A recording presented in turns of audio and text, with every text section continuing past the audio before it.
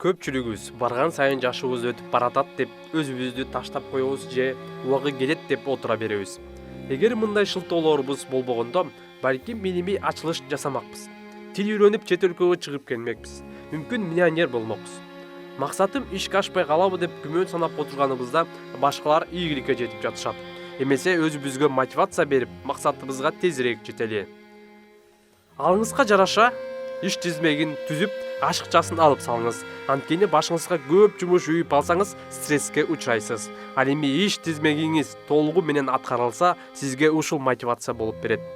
Ар дайым адамдарга жардам бериңиз. Анткени башкаларга көмөк көрсөтүү менен бизде жагымдуу эмоциялар пайда болот. Ал эми сиздин аракетиңизге алар ыраазычылык билдиришет. Башкаларды бактылуу кылсаңыз, өзүңүз бакытка туш болосуз. Өзүңүздү ар бир жасаган ийгилигиңиз үчүн мактаңыз. Бирок процесс эмес, прогресс болгондо мактаганга көнүңүз. Анткени өзүңүздү өтө мактап жиберсеңиз, мээңизге ийгилик жаралды деген белги берилет.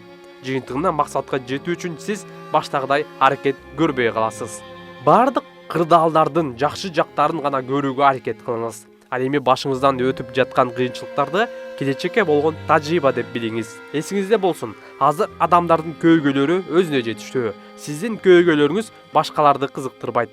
Андыктан позитивдүү болуп, айланаңыздагы адамдарга энергия бериңиз. Жашоо бир күнү бүтөөрүн эске алыңыз. Кызыктай угулушу мүмкүн, бирок элестетиңиз, эртең сизге ажал келет. Албетте, сиз маанилүү деген иштерди аткарып, жакындарыңыздын жүрөгүндө жакшы адам катарында калгыңыз келет. Оңой сезилгени менен элестете келгенде кыйын эле. Андыктан күн сайын машыгууга туура келет. Эгер күнүгө ушундай элестетип жашасаңыз, ийгиликке тез жетесиз.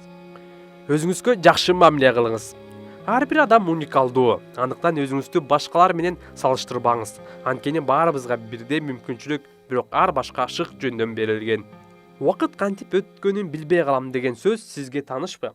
Себеби сиз жумушка келер замат социалдык тармактардагы баракчаңызды ачып, аны менен алаксып отурасыз. Ошону менен таңкы, анын ичинде бир күндүк энергияңызды болбогон бир лайктарга коротосуз. Мындай кайталанбасын десеңиз, иш тизмегин түзүп, биринчи сапка энергия көбүрөөк кете турган жумушуңузду жайгаштырыңыз. Күн сайын эс алыңыз. Кантип десеңиз, жумуш учурунда 5 мүнөттөй көзүңүздү жумуп, чалкалап отуруңуз же жатыңыз. Бул ыкма чачыранды ойлорду чогултуп, сизге кошумча энергия тартуулайт. Жогорудагы эрежелерди эске алып, ийгиликке багыт алыңыз. Аракет кылсаңыз, баары оюңуздагыдай болот. Ойлоп көрсөк, жашоо оңой эле, бирок аны биз майда барат нерселер менен татаалдаштырып алабыз.